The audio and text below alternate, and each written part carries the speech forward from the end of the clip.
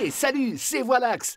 Alors, figurez-vous qu'il y a quelques mois, toute l'équipe de Voilà a décidé de soutenir le plus jeune aventurier français, Mathieu Torder. Et Mathieu a réussi l'incroyable, être le plus jeune explorateur français à atteindre le pôle Sud sans assistance, en totale autonomie et en solitaire. Et aujourd'hui, Mathieu est avec nous pour nous parler de cette aventure. Alors d'abord, Mathieu, pourquoi le pôle Sud ?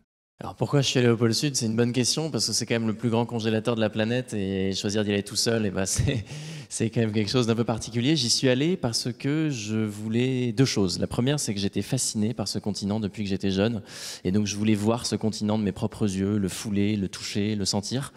Donc c'est un peu irrationnel, mais j'avais cette envie un peu irrépressible que d'aller en Antarctique. Et la deuxième raison, c'est que je voulais faire l'expérience de la solitude et du coup de vivre 50 jours tout seul face à moi-même. Bon, j'imagine qu'une telle aventure, ça se prépare.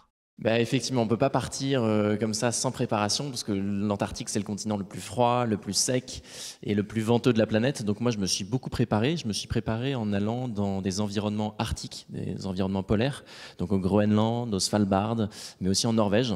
Je suis parti à la fois tout seul, mais aussi en équipe avec un coach, avec un guide polaire professionnel qui m'a accompagné et qui a pu justement m'enseigner toutes les techniques de survie en milieu polaire. Quelles sont les difficultés que tu as rencontrées ?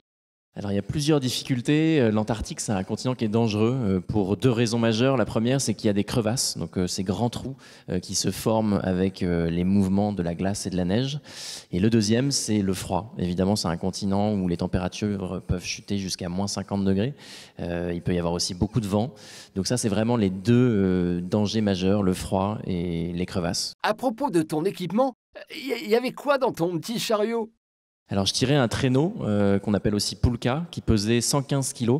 115 kg, c'est une fois et demi mon poids. Et dans ce traîneau, il y avait donc du matériel de camp, donc une tente, un réchaud, un sac de couchage, quelques vêtements.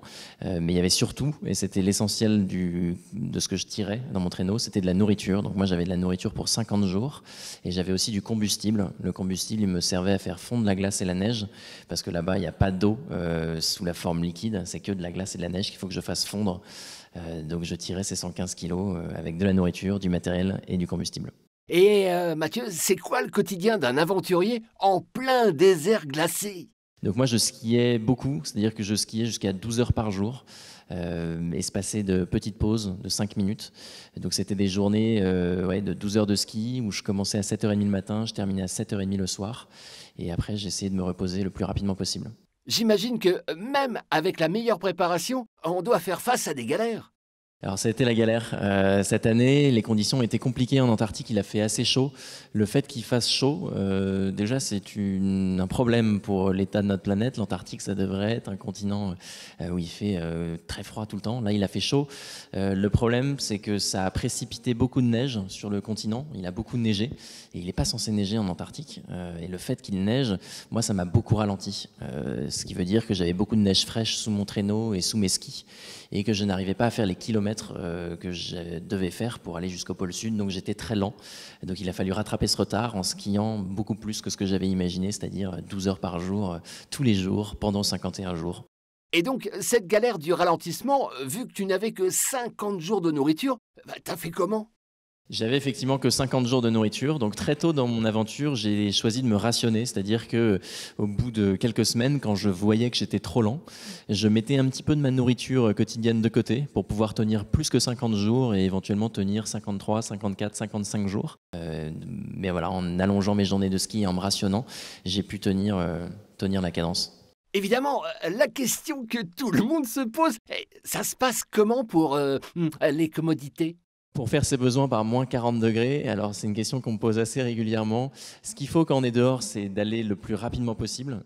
Mais le mieux, c'est quand même d'être à l'intérieur de sa tente, puisqu'à l'intérieur de la tente, on est protégé du vent, il fait quand même plus chaud, puisqu'on est coupé du vent et que les rayons du soleil créent un effet de serre sur la tente.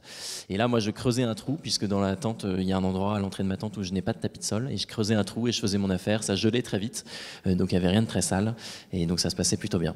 Et alors, au bout de tous ces jours de dépassement de soi, il y a l'arrivée. Moi, je rêvais de ce pôle Sud depuis que j'étais gamin, depuis que j'étais enfant.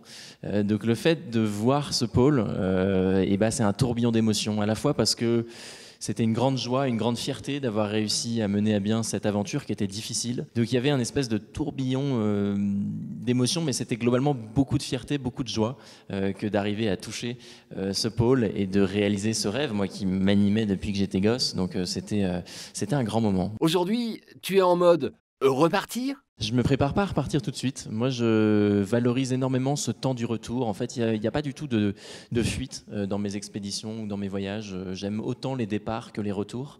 Donc le fait de revenir en France est quelque chose de plaisant parce que mon aventure continue de vivre au travers de conférences, au travers d'un film. Je suis aussi en train d'écrire un livre sur cette expédition. Donc c'est pour moi le temps plutôt du partage, de la transmission. Et je fais beaucoup de conférences aussi dans le milieu scolaire, mais aussi dans les entreprises. Donc moi, ça donne du sens à ce que je fais. Et donc, il n'y a pas d'urgence à repartir. Il y aura d'autres aventures, il y aura d'autres expéditions, mais j'attends que ça mûrisse. Merci Mathieu. Merci à toi.